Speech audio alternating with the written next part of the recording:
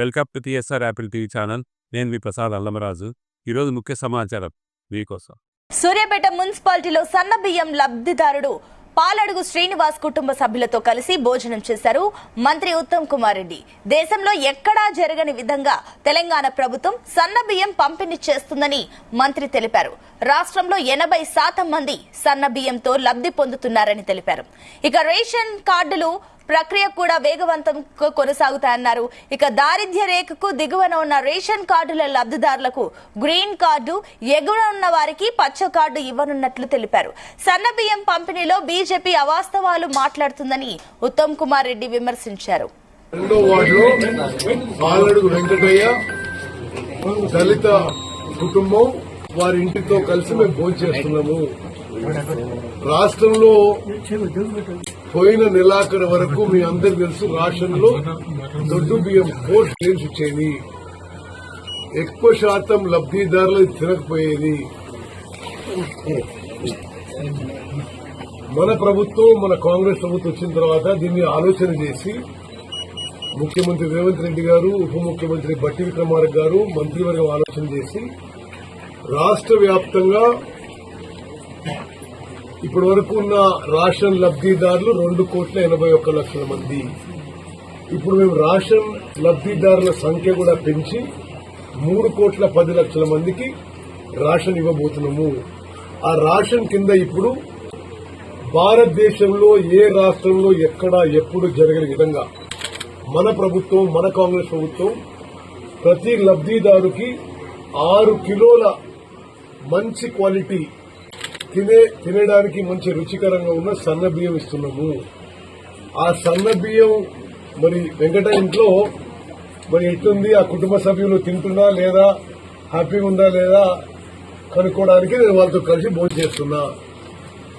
ఇది ఆహార భద్రత విషయంలో భారతదేశంలోనే ఒక విప్లవాత్మక మార్పు, ఒక ముందడుగు. దళితులు, గిరిజనులు, బీసీలు, మైనారిటీలు, వ్యవసాయ కూలీలు, అగ్రకులాల్లో నిరుపేదలందరికీ కడుపు నిండా అన్నం పెట్టే పథకం ఇది. రాష్ట్ర జనాభాలో 84% కి మనం ఈ విధంగా ఉచితంగా సన్నబియ్యం, మంచి క్వాలిటీ సన్నబియ్యం ఇస్తున్నాము. మరి ఈ విధంగా రాష్ట్ర వ్యాప్తంగా ఈ సన్నబియ్యం సంబరాల కార్యక్రమంలో మరి ముఖ్యమంత్రి గారితో సహా మంత్రులము, ఎమ్మెల్యేలు, ఎంపీలు, ఎమ్మెల్సీలు అందరూ కూడా ఈ రేషన్ సన్నబియ్యం పంపిణీ కార్యక్రమం, అదేవిధంగా ఈ రేషన్ లబ్ధిదారు ఇంట్లో భోజనం చేసే కార్యక్రమం పెట్టుకోవడం జరిగింది. దాని భాగంగా మేము సూర్యాపేట పట్టణానికి వచ్చినాము. నేను చాలా సంతోషిస్తున్నా. మరి వెంకటయ్య గారు వారి కుటుంబ సభ్యులతో కూర్చొని భోజనం చేస్తున్నాం. అన్నం మంచుకున్నది. మరి ఒక మనిషికి సరిపోయే, నెలకి సరిపోయే 6 కిలోల బియ్యం ఇస్తున్నాం. దీని కింద గతంలో ప్రభుత్వము 40 రూపాయలు కిలోకి దొడ్డు బియ్యం కొని అది ఉచితంగా ఇచ్చినా ఎక్కువ ప్రయోజనం చెందలేదు. ఎందుకంటే 40 రూపాయలు కిలో కొని సంవత్సరానికి 10,665 కోట్లు ఖర్చు పెట్టినా ఆ బియ్యం జనం తినలేదు. కాబట్టి 70 నుంచి 80% రీసైక్లింగ్ పోయేది. లబ్ధిదారులు అమ్ముకునేవాళ్ళు 5-10 రూపాయలకి. ఏది ప్రభుత్వం 40 రూపాయలు కొని ఫ్రీగా ఇచ్చేదానికి.